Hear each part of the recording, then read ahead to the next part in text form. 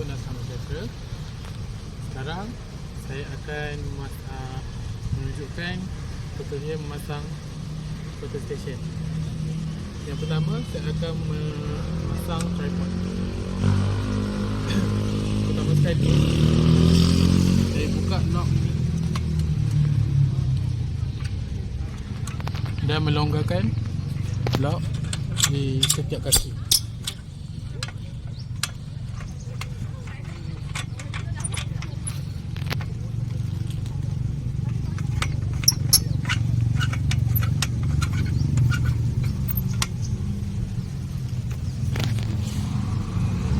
Seterusnya, saya akan naikkan ke pandan dan akan lockkan semua.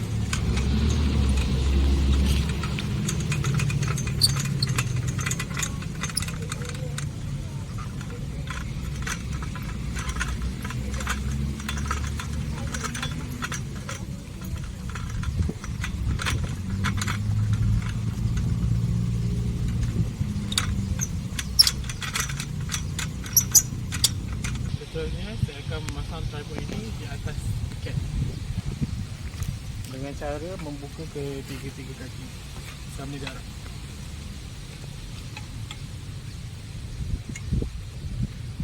Dan pastikan skru di tengah ini selaras dengan tiket.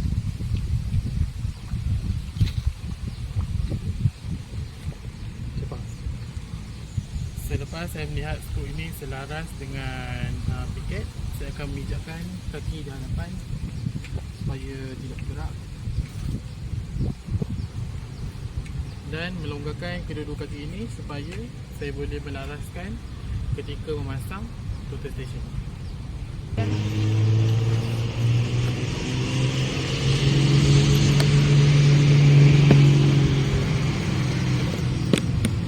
Seterusnya, saya akan memasang photo station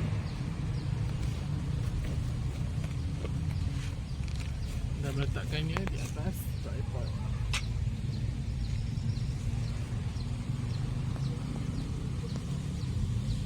Saya skrukan di bawah terlebih dahulu supaya tidak bergerak.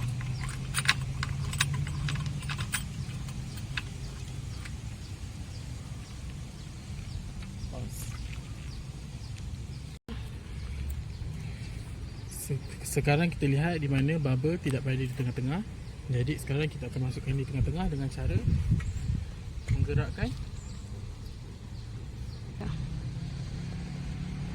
Baiklah, saya akan memasukkan bubble ini berada di tengah-tengah dengan cara melaraskan dua kaki tripod ini.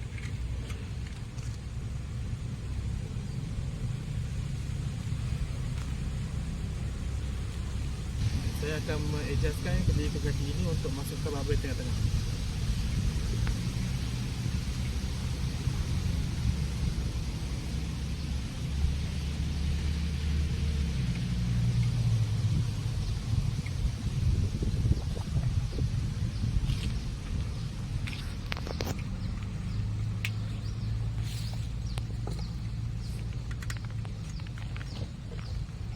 Bubble telah berada di tengah-tengah. Seterusnya kita akan melihat kepada display screen.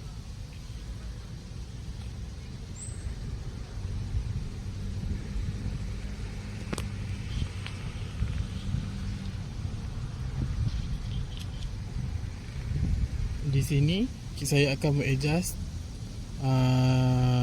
point hitam ini supaya berada di tengah-tengah. Dan XY ini perlu berada di bawah 20.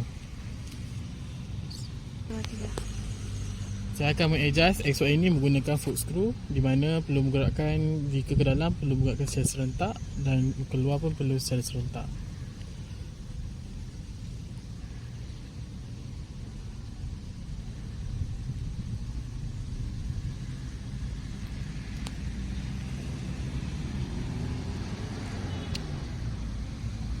Okey, seperti ini. Di mana XY semuanya berada di bawah 20 second. Langkah terakhir, kita akan membuka lens ini untuk kita shoot kepada freezer menggunakan focus bar. Assalamualaikum warahmatullahi wabarakatuh. warahmatullahi wabarakatuh dan selamat sejahtera. Nama saya Muhammad Adli Bazahar, nombor metrik A22 DE0150. Pada hari ini saya akan membuat satu tutorial untuk membuka tripod dan memasang freezer. Baiklah, di sini saya sedang memegang tripod. Yang pertama sekali saya akan membuka tali ini dan membuka lock bagi setiap tiga kaki.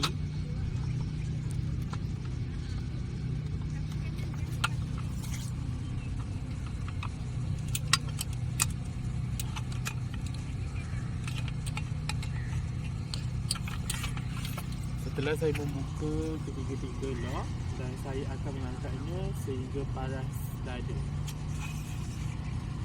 seperti ini, dan saya akan lockkan kembali. Seterusnya saya akan membuka ketiga kaki ini sama jarak. Di tengahnya terdapat piket yang telah dipasang, yang dia telah ditanam ke dalam tanah.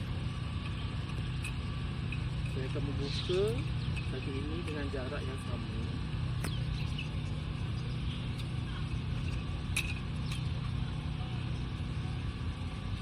Saya akan pijakkan satu kaki supaya tripod ini tidak bergerak.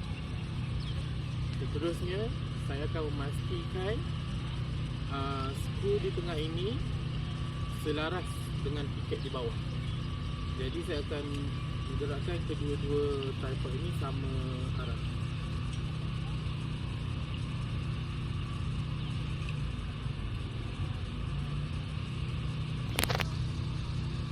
Selepas saya mendapatkan skru ini selaras dengan piket, saya akan memastikan ketiga-tiga tripod ini tidak bergerak.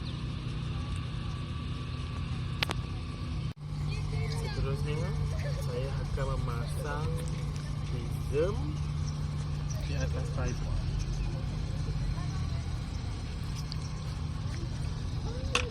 Pastikan tripod prism ini berada di tempat yang betul di atas tripod. Seterusnya saya akan kunci di bawah ini supaya tidak bergerak.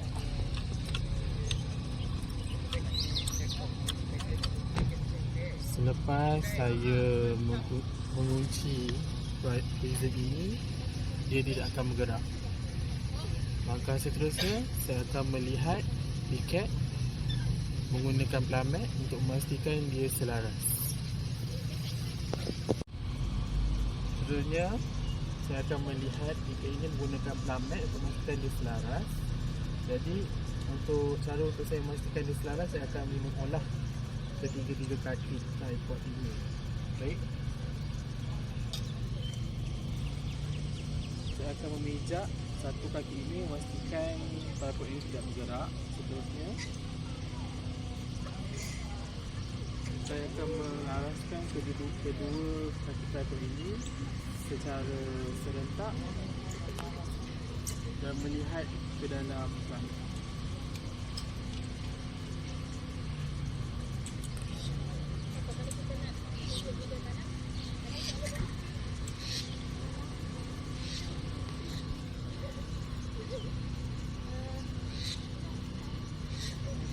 Setelah saya memastikan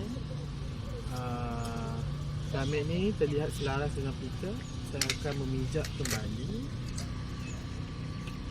kedua-dua kaki ini supaya tidak bergerak.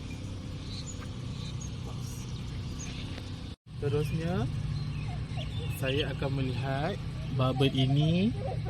Seperti kita lihat, dia tidak masuk di bahagian tengah. Jadi langkah seterusnya kita masukkan bubble ini di tengah-tengah. Antara langkah saya perlu lakukan ialah mengadjust ketiga-tiga kaki ini, tetapi tidak bergerak, hanya menurun naikkan saja. Baik.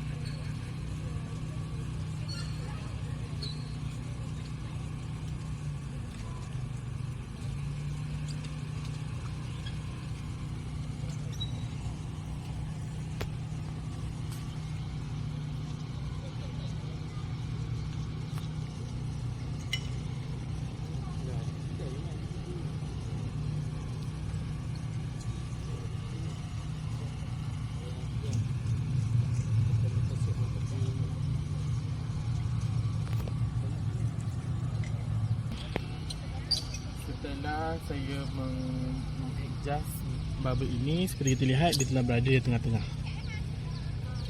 Baiklah, seterusnya saya akan melihat balik kamera ini dan memastikan betul-betul point tu kena pada piket, yang di mana di piket tersebut terdapat satu paku di tengah-tengah.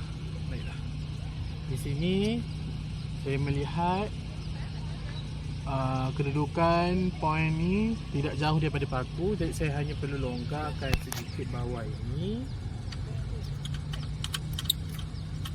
Setelah itu saya akan memegang untuk mengadjust, memastikan betul-betul masuk ke point.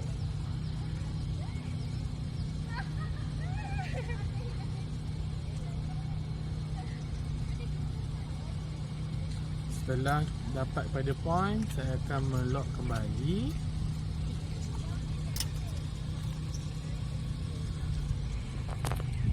Dan melihat kembali plummet untuk memastikan dia berada di point yang betul. Seterusnya, saya akan memastikan bubble yang kedua ini berada di tengah-tengah, di mana saya perlu memastikan ketiga-tiga bahagian ini bubble berada di tengah-tengah. Jadi antara langkah saya perlu lakukan ialah saya perlu mengadjust foot screw ini. Baiklah.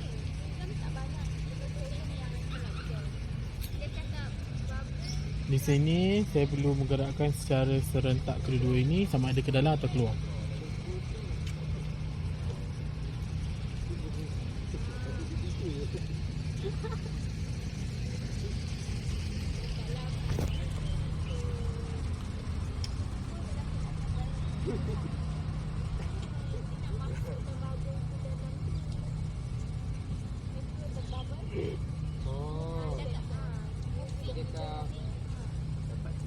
Dia akan masuk seperti ini. Dan saya akan buat perkara yang sama ketiga bahagian.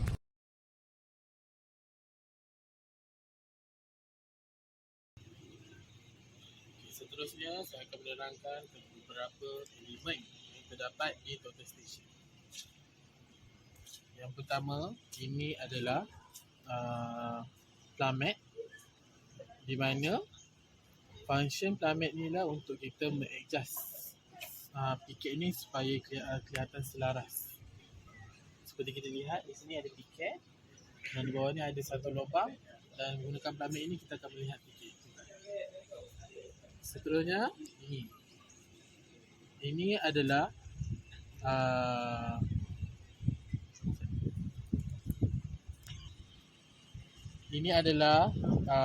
teleskop focusing, di mana bila kita melihat ke arah prism, jika kelihatan tidak jelas, kita akan menggunakan focusing ini untuk memastikan kelihatan kita menjadi lebih jelas. Dan terdapat line vertikal di sini, dan jika tidak dapat melihat line tersebut, kita menggunakan eyepiece. Kontrol eyepiece ini untuk memastikan kita dapat melihat line vertikal. Baiklah, seterusnya ini adalah display screen, di mana seperti kita lihat, kita ingin menentukan XY dan memastikan bubble berada di tengah-tengah. Seterusnya, ini adalah horizontal clamp. Horizontal clamp ini untuk memastikan pergerakan total station ini dapat dihentikan. Sebagai contoh, ini masih bergerak. Sekiranya saya lock, dia tidak akan bergerak. Jika saya longgarkan kembali, dia akan bergerak seperti biasa. Seterusnya, ini adalah horizontal slow motion, di mana apabila saya melihat prism, ini adalah untuk memastikan kelihatan yang lebih jelas. Okay. Seterusnya, di bahagian atas ini pula adalah vertical clamp. Kegunaannya sama seperti horizontal. Apabila kita melihat pergerakan vertikal ini ke atas dan ke bawah, dan untuk menghentikannya kita perlu lock seperti ini. Seperti ini, dan dia tidak akan bergerak. Seterusnya, ini adalah vertical slow motion. Function dia sama seperti horizontal. Apabila kita melihat prism, jika kelihatan tidak jelas, kita akan mengadjust supaya dia menjadi lebih jelas. Sebenarnya ialah full di mana function dia adalah untuk mengadjust bubble di dalam display screen dan di luar. Mana? Sini. Ni. Okay. Ada. Jadi penggunaan dia, cara menggunakan ialah kita adjust. Sekiranya kita ingin ke dalam, kita perlu gerakkan secara serentak. Like this. Dan sekiranya perlu bergerak keluar, perlu digerakkan serentak. Sama. Dan hasilnya kita akan dapat lihat di mana boynya berada di point yang tepat. Akhir sekali ialah sighting collimeter. Sighting collimeter inilah funksinya adalah untuk kita fokus kepada prism untuk memastikan selaras antara total station dan prism. Di sini terdapat dua bahagian sighting collimeter dan di bawah.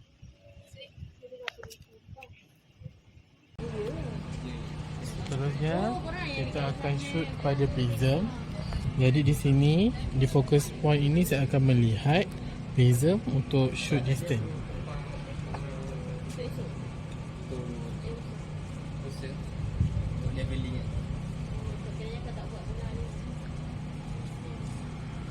Untuk shoot untuk distance, saya akan mengolah pada vertical clamp dan vertical slow motion dan serta horizontal clamp dan horizontal slow motion untuk dapatkan point yang tepat. Jadi ini hasil yang saya dapat di mana distance antara total station ke prism adalah 35.176 meter. Sebenarnya kita akan mendapatkan ukuran bearing di mana saya akan menggunakan hand kompas untuk mendapatkan. Di mana saya akan letakkan di sini di permukaan yang rata dan melihat menggunakan mata.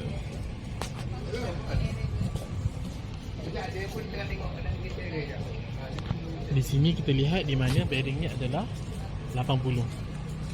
Baiklah, setelah mendapatkan bearing, kita akan menggunakan display screen ini untuk mendapatkan angle. Di mana yang pertama kita akan setkan memastikan bahawa F1 ni adalah menu. Seterusnya kita klik kepada F3 di headset untuk dan klik pada angle. Seterusnya di ruang kosong ini saya akan masukkan bearing 80. Pastikan di belakang puluhan perlu letakkan 4 digit. Jadi saya akan letakkan 40 dan tekan enter.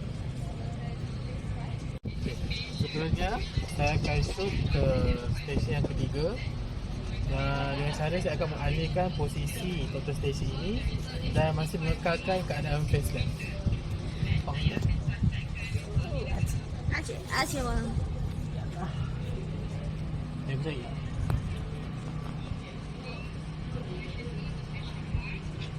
Betul kan? Ya.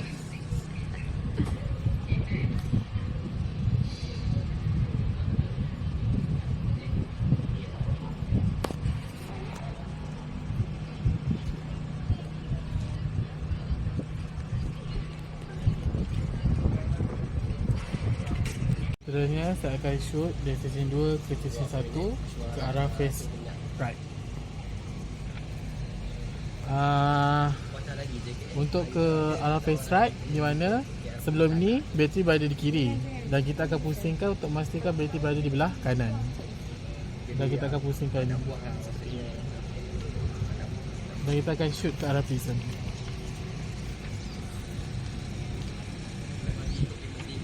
Fokus ke arah prism dan akan masukkan angle dengan tambahan 180 daripada face left.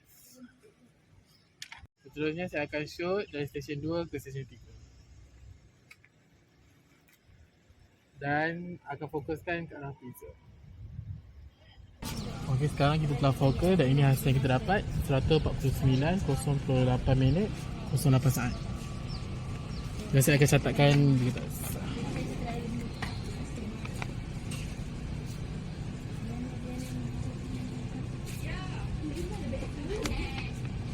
Disadvantage of total station is the computer values can be directly stored in the total station and can also be easily transferred to a computing device. Second, the total station is also advantageous in the computerization of all maps. And lastly, since all the observations and computations are done digitally, error due to omission of data, wrong reading or nothing of observation etc. is omitted. Thank you. Sekarang dari stesen 2 ke stesen 1 saya telah menggunakan Berry 80 dan terus shoot dari stesen 2 ke 3 dan mendapat bacaan sebanyak 329 darjah 08 minit 09 saat. Seterusnya saya akan bergerak ke phase left, di mana saya akan tambah 180 daripada phase left. Jadi nilai yang saya akan dapat ialah 260 00 minit 00 saat. Dan saya akan terus shoot dari stesen 2 ke 3 dan mendapat nilai 149 08 minit 08 saat. Dapat nilai ini saya akan tolakkan dengan 149 darjah 08 minit dan 08 saat. Di sini beza dia adalah saat. Saya perlu mendapatkan 20 second ke bawah. Jadi nilai yang saya dapat ialah 149 darjah 08 minit 01 saat. Jadi error. Jadi error di sini ialah 01 saat. Jadi ni adalah boleh diterima kerana berada di bawah 20 saat.